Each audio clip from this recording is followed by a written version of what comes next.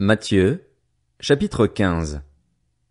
Alors des pharisiens et des spécialistes de la loi vinrent de Jérusalem trouver Jésus et dirent: Pourquoi tes disciples transgressent-ils la tradition des anciens? En effet, ils ne se lavent pas les mains quand ils prennent leur repas. Il leur répondit: Et vous? Pourquoi transgressez-vous le commandement de Dieu au profit de votre tradition?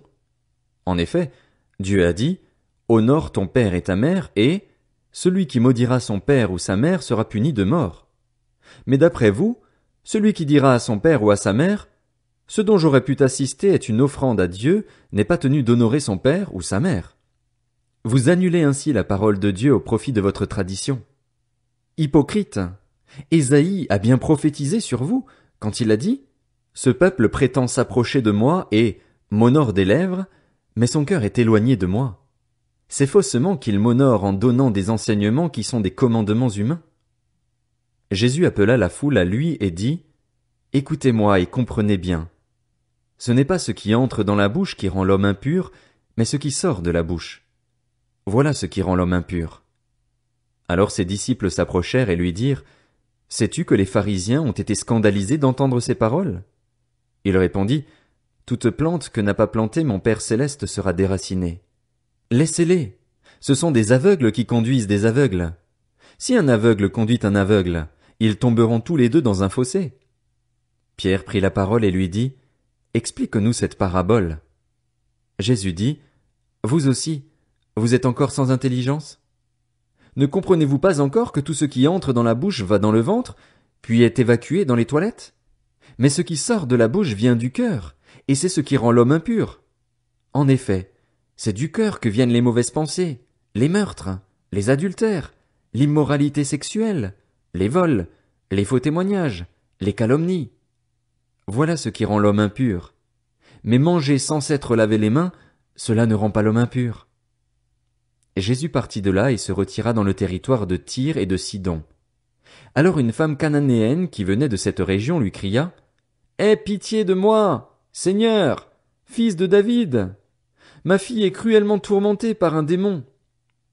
Il ne lui répondit pas un mot.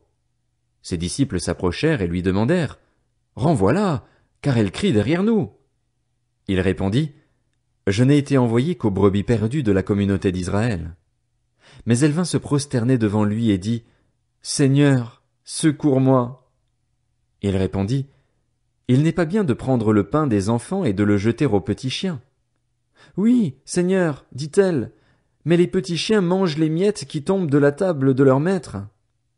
Alors Jésus lui dit: Femme, ta foi est grande, sois traitée conformément à ton désir.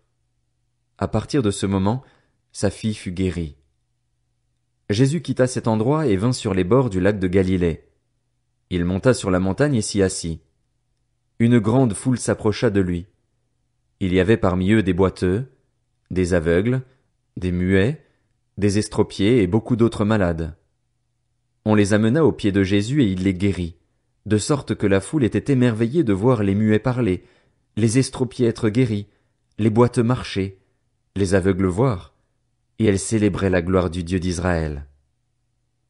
Jésus appela ses disciples et leur dit: Je suis rempli de compassion pour cette foule, car voilà 3 jours qu'ils sont près de moi et ils n'ont rien à manger. Je ne veux pas les renvoyer à jeun, de peur que les forces ne leur manquent en chemin. Les disciples lui dirent: Comment nous procurer dans cet endroit désert assez de pain pour rassasier une si grande foule? Jésus leur demanda: Combien avez-vous de pain? 7, répondirent-ils, et quelques petits poissons. Alors il fit asseoir la foule par terre, prit les 7 pains et les poissons et, après avoir remercié Dieu, il les rompit et les donna à ses disciples, qui les distribuèrent à la foule. Tous mangèrent et furent rassasiés, et l'on emporta 7 corbeilles pleines des morceaux qui restaient. Ceux qui avaient mangé étaient 4000 hommes, sans compter les femmes et les enfants.